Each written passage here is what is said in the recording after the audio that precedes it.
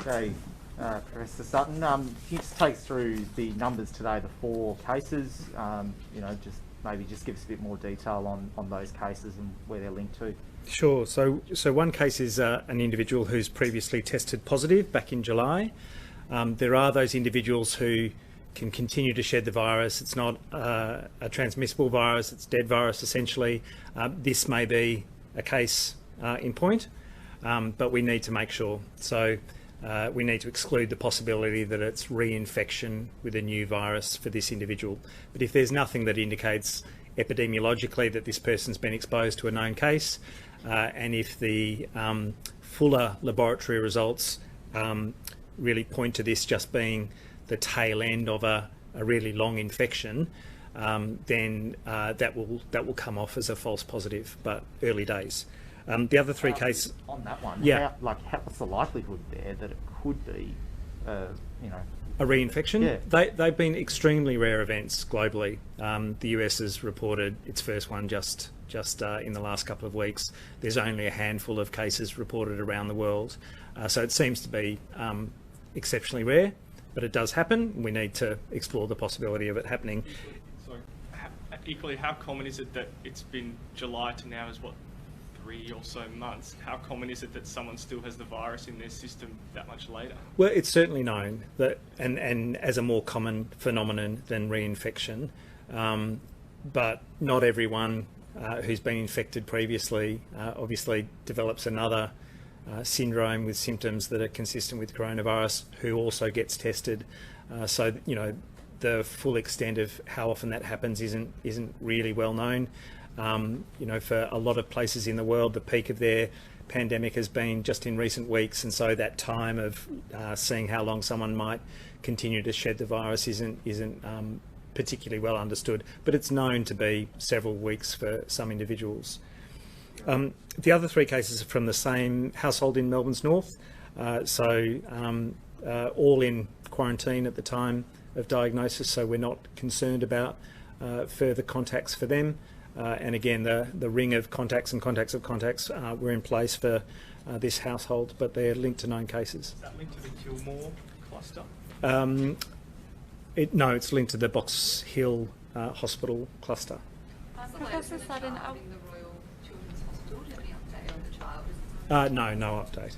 And is it the oncology ward? I wouldn't confirm that for this I child. believe the hospital itself has put out a statement confirming that. And, right. Can you talk to us about the risk of the virus in those sorts of settings?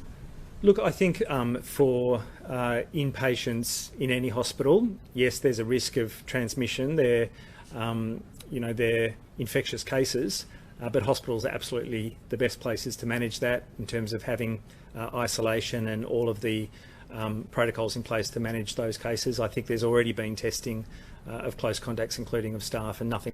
So I'm not concerned that there'll be significant spread. But you haven't been able to find somewhere else the child might have acquired it. So, are we still testing Melbourne sewage water, and have we learnt anything from it? yeah, we are. We're testing extensively across Victoria in sewage surveillance, over 40 sites, I think now established, including additional regional sites.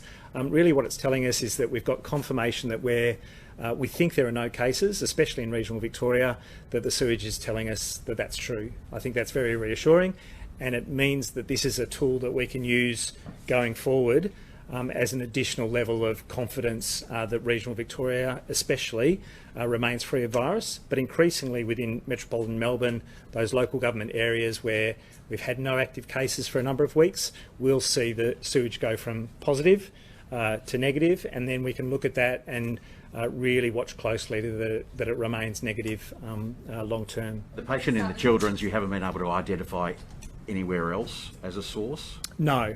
And again, it'll go into our pool of mystery cases, if you like, that we have a very, very detailed look at, including the possibility of a false positive result when you've got a very, very low number of genuine cases in the state and you're doing 10,000 plus tests a day.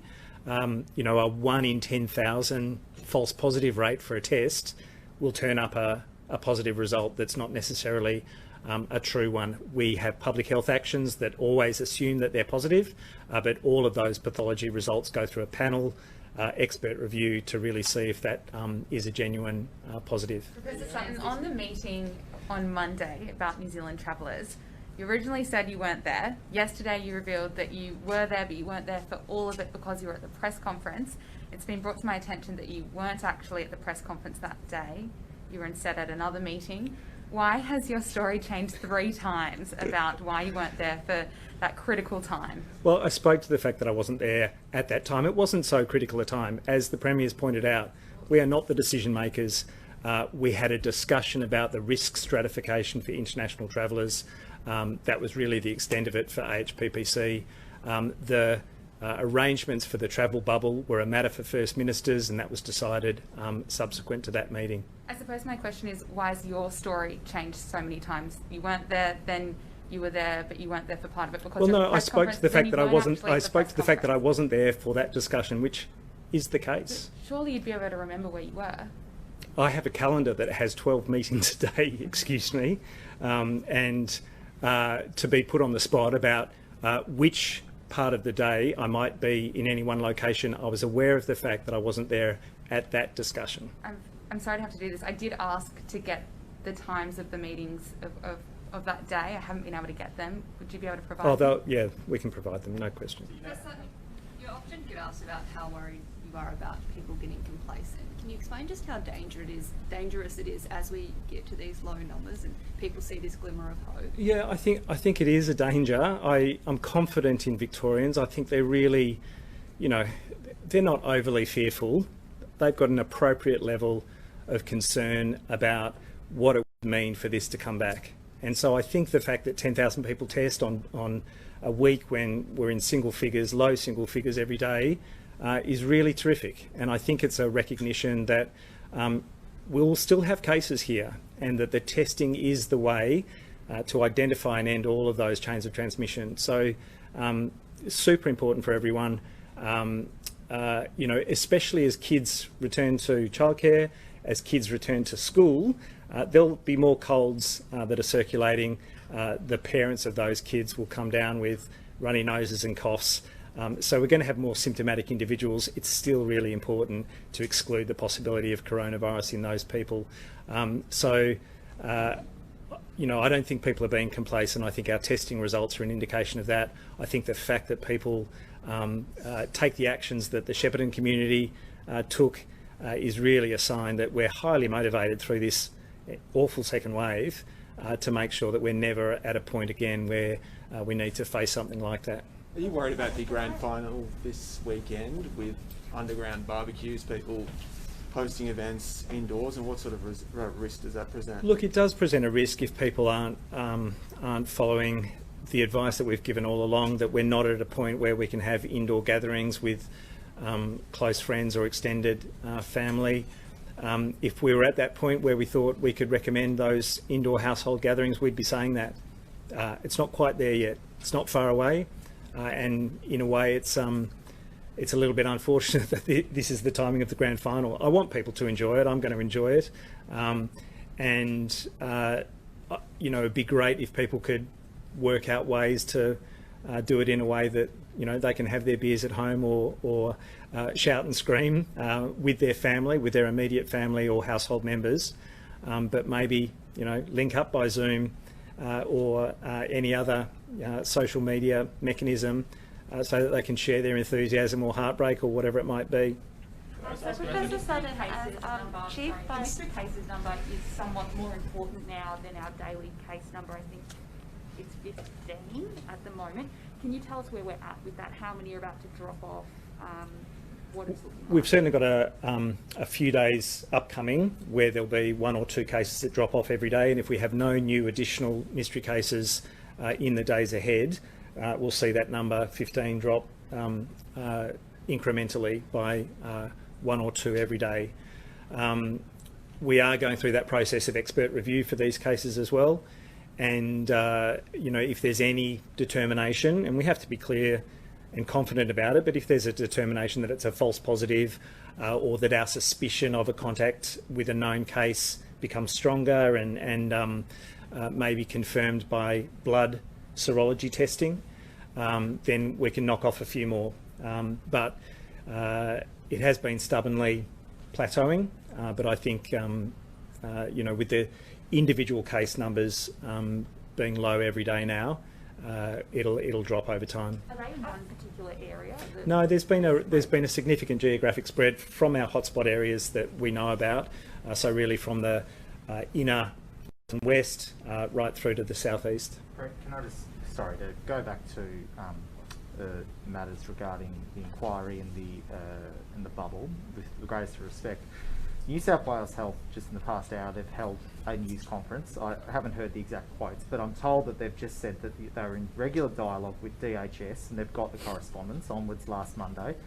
And the DHS were happy with the arrangements regarding New Zealand travellers. So that's just from their press conference then. Yeah, so the discussions in AHPPC were about that international mechanism for giving a risk stratification for countries around the world. And they were kind of traffic light indicators.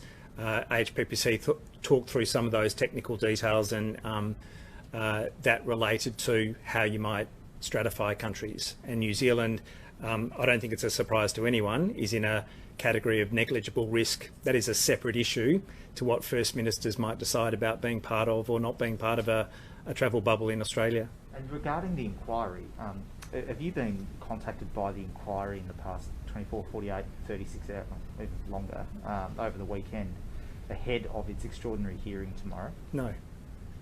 Can I just take you back to today's figures, please? Yeah. Three new cases in Hume.